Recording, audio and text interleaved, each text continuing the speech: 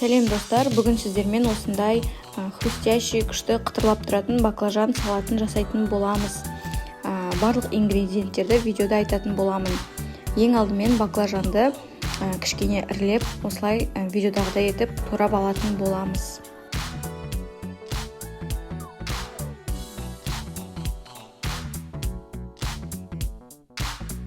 Баклажанымызды турап болған соң ыдысқа салып, тұз саламыз, сонымен қатар крахмалымызды салып, жақсылап тұрып араластыратын боламыз.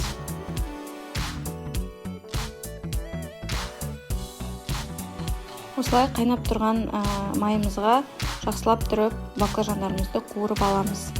Одан кейін қызанақтарымызды да тоже солай ірілеп турап алатын боламыз.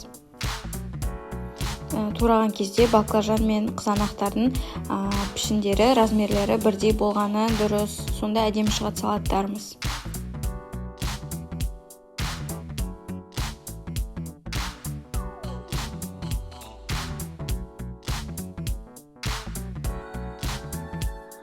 Енді ыдысымызға ең алдымен баклажанды саламыз.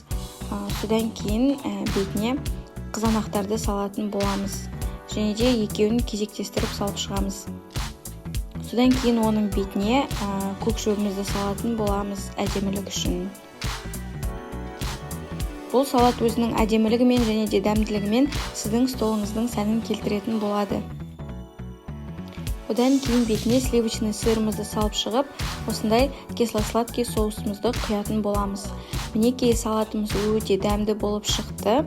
Сізге де дәл осы салатты жасауға кеңес беремін.